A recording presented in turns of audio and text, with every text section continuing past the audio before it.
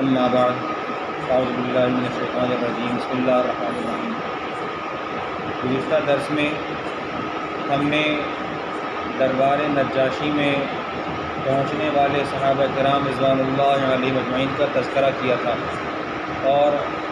حبشہ کی طرف ہجرت کرنے والے 86 مرد اور 16 خواتین کا تذکرہ کیا تھا۔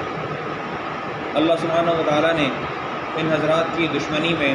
عمرو بن العاص اور عبداللہ ابن ربیعہ کو نجاشی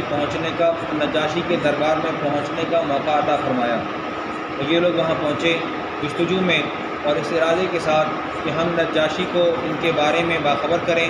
اور بتائیں کہ یہ لوگ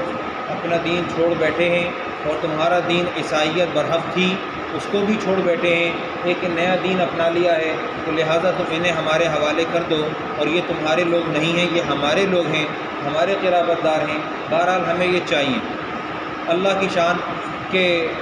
بادشاہ کے بارے میں پیارے پیغمبر صلی اللہ علیہ وسلم نے پہلے ہی ہجرت اول سے پہلے ہی بشارت دے دی تھی کہ وہاں تم کو انصاف ملے گا۔ بھرپور کوشش کی، یہ لوگ پہنچے، عمرو بن ربیعہ اور عمرو بن العاص اور عبداللہ بن ابی ربیعہ، ان دونوں حضرات نے وہاں پر بات چیت کی اور ان باتوں میں خاص طور سے اس کو عنوان بنایا کہ یہ لوگ اپنا وطن چھوڑ کر آئے ہیں اور تمہارے مذہب عیسائیت کو بھی ترک کر دیا ہے اور شرک جو ہمارا اپنا مذہب تھا مشرکین مکہ کا اس کو بھی چھوڑ دیا ہے، ایک نیا دین لے کے چل پڑے ہیں۔ بات سمجھ میں نہیں آ رہی یہ کیا ہے، اور یہ لوگ ہم سے بھاگ کر تمہارے پاس آئے ہیں۔ بادشاہ نے کہا کہ تمہاری خواہش کے مطابق کہ اگر یہ چاہتے ہو کہ میں یک طرفہ فیصلہ کر دوں اور ان لوگوں کو بلا کر ان کو نہ سنوں تو ایسا نہیں ہوگا۔ پہلے وہ لوگ میرے دربار میں پیش ہوں، وہ آ کر اپنی بات پیش کریں، وہ لوگ کیا ارادہ لے کے وہاں سے نکلے ہیں اور یہاں آ کر ان کو کیا امن ملا ہے، مجھے ان کا حال سننے دو۔ ان لوگوں کے مزاج میں خاصی خرابی واقع ہو گئی اور یہ اس بات کی توقع نہیں رکھتے تھے کہ بادشاہ ان کی حمایت میں یا ان کے سننے کا ارادہ بھی رکھتا ہوگا، خالص ہماری باتوں میں آ جائے گا۔ حالانکہ ہم نے ہدایے بھی پیش کیے ہیں، ہم نے نذرانے بھی پیش کیے ہیں، لیکن ان ہدایہ اور نذرانوں کے پیش کیے جانے کے باوجود بادشاہ صحابہ رضوان اللہ علیہ کو سننے پر تلا ہوا تھا۔ اس نے باصرار ان سے ملاقات کرنے کا ارادہ کیا، ان دونوں کو بٹھا دیا، عمرو بن العاص کو اور عبداللہ بن ابی ربیعہ کو بٹھا دیا اور ان کو بٹھانے کے بعد حکم دیا کہ جاؤ بلا کر لاؤ۔ یہ حضرات سارے آئے، یہاں خاص طور پر جعفر طیار رضی اللہ تعالیٰ پیش ہوئے اور انہوں نے ایک بڑی دل پذیر قسم کی تقریر فرمائی۔ ارشاد فرمایا، ایھا الملک، اے بادشاہ، ہم سب جاہل تھے،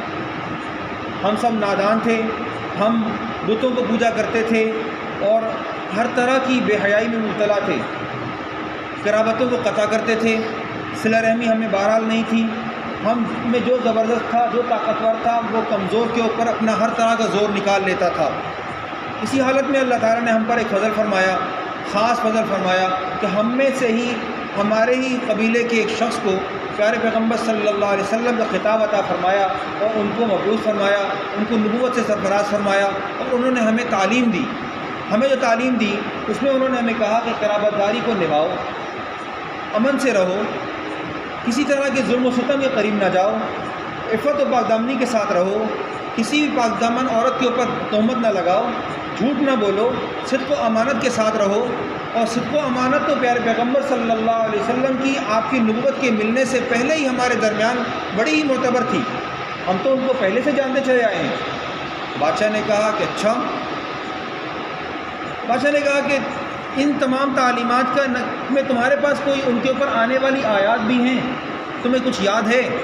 تو حضرت جعفر رضی اللہ تعالیٰ عنہ نے سورہ مریم کی ابتدائی آیات تلاوت فرمائی، کاف ہا یا عین صاد ذکر رحمت ربک عبدہ زکریا اذ نادى ربہ نداء خفیا، یہ ساری آیات تلاوت فرمائیں اور اتنے تفصیل کے ساتھ اور اتنے شاندار انداز سے کہ اللہ سبحانہ و تعالیٰ نے بادشاہ کے مزاج کو نرم کر دیا۔ بادشاہ نے قرآن سنا اور سننے کے بعد کہا کہ یہ بات طے شدہ ہے کہ انجیل اور قرآن کریم ایک ہی شمعدان سے نکلے ہوئے دو پروانے ہیں، ایک ہی جگہ سے یہ وارد ہوئے ہیں، اس کے نور کو میں محسوس کرتا ہوں۔ اور اتنا رویا کہ اس زمانے کے بادشاہ کی داڑھی تر ہو گئی۔ ہمارے زمانے میں لوگ داڑھی نہیں رکھتے، نجاشی داڑھی رکھتا تھا، فرعون داڑھی رکھتا تھا اور اس کی داڑھی رو رو کر تر ہو گئی، تمام درباری بھی رو پڑے۔ اور اس نے پھر کہا کہ انصاف کا تقاضا یہ ہے کہ یہ لوگ ہمارے پاس آئے ہیں، یہ ہو ہی نہیں سکتا کہ مجھے سونے کا پہاڑ دے دیا جائے اور میں ان لوگوں کو تمہارے حوالے کر دوں، سوال پیدا نہیں ہوتا، نہیں ہوگا ایسا۔ عبداللہ ابن ربیعہ اور عمر بن العاص پریشان ہوئے، رخصت ہو گئے۔ عمر بن عبد العاص نے کہا کہ جو ہے نا ایسا کروں گا، میں کل بادشاہ نجاشی کے پاس جا کر اس کے کان میں ایسی بات کہوں گا کہ بہرحال وہ چڑ جائے گا اور ان لوگوں کو نیست و نابود کر دے گا۔ عبداللہ ابن ابی ربیعہ نے منع کیا کہ دیکھو یہ لوگ بہرحال ہمارے رشتہ دار ہیں، قرابت دار ہیں، تم یہ بات نہیں کرنا، اس سے ان کو بڑا نقصان ہو جائے گا، یہ لوگ اپنی جانوں سے چلے جائیں گے۔ انہوں نے کہا نہیں میں کروں گا، یہ بعد میں مسلمان بھی ہو گئے۔ عمر بن ابی العاص جو ہے یہ چلے گئے اور جا کر بادشاہ سے کہا کہ یہ عیسیٰ علیہ السلام کے بارے میں ان کے عقائد ٹھیک نہیں ہے، آگ لگا دی۔ بادشاہ نے کہا بلاؤ، صحابہ پریشان۔ پہلی مرتبہ جب آ رہے تھے تو جب قاصد آیا کہا ہم جا کر کیا کہیں گے، بادشاہ کے دربار میں ہم جا کر کیا کہیں گے؟ تو وہی کہیں گے جو ہمیں ہمارے نبی محمد صلی اللہ علیہ وسلم نے سکھایا ہے۔ دوسری مرتبہ قاصد آیا، پوچھا کیا کہیں گے؟ ظاہر ہے کہ وہی کہیں گے جو ہمارے نبی محمد صلی اللہ علیہ وسلم نے ہمیں سکھایا ہے۔ آ گئے، ہاں بھائی تم لوگ عیسیٰ علیہ السلام کے بارے میں کیا عقیدہ رکھتے ہو؟ بادشاہ عیسائی ہے، سامنے محمد رسول اللہ صلی اللہ علیہ وسلم کے صحابہ کرام موجود ہیں، اور صحابہ اپنے پورے عزم کے ساتھ موجود ہیں، اپنی سچائی اور حقانیت اور صدق و امانت کے ساتھ موجود ہیں، انہوں نے اپنی بات میں کسی طرح کی کوئی کمی نہیں کی۔ کیا کہا؟ عیسیٰ اللہ کے بندے اور رسول ہیں، اور وہ اس سے بڑھ کر اور کچھ بھی نہیں، وہ ایک اللہ تعالیٰ کی خاص روح ہے، وہ اللہ کا کلمہ ہے۔ بادشاہ نجاشی نے ایک تنکا اٹھایا، تنکا اٹھا کر کہا کہ جتنی بات انہوں نے کہی ہے اس تنکے سے بڑھ کر وہ کچھ بھی نہیں، اتنا بھی فرق، جتنی بات انہوں نے کہی ہے ان میں اور اس تنکے کے سے ایک تنکے سے بڑھ کر بھی کوئی بات نہیں کہہ سکتے، کہ اتنے پکے ہیں، انہوں نے اپنی بات بالکل اتنی ہی کہی ہے جتنے کہ عیسیٰ ہیں، وہ اس تنکے سے بھی زیادہ نہیں ہے، تنکا برابر بھی زیادہ نہیں ہے۔ لوگوں کو بہت برا لگا، درباریوں کو برا لگا، عیسائیوں کو برا لگا، لیکن بادشاہ نے کہا حق یہی ہے۔ اس کے بعد بادشاہ نے کہا کہ ان کے ہدایا، ان کے نذرانے ان کو واپس کر دو۔ یہ ہو نہیں سکتا کہ میں رشوت لے کر ان لوگوں کو، ان ایمان والوں کو ان کے حوالے کر دوں، یہ ہو نہیں سکتا، اور مجھے میرے اللہ نے یہ سلطنت بغیر کسی رشوت کے دلائی ہے، میں بغیر کسی رشوت کے سلطنت پر بادشاہ بنا ہوں، میں کسی بھی رشوت کو لے کر ان صحابہ کرام کو، ان مسلمانوں کو تمہارے حوالے نہیں کروں گا۔ یہ لوگ خائب و خاسر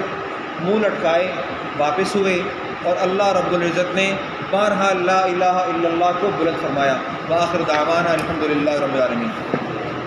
الحمدللہ رب العالمین، وصلوات اللہ علیہ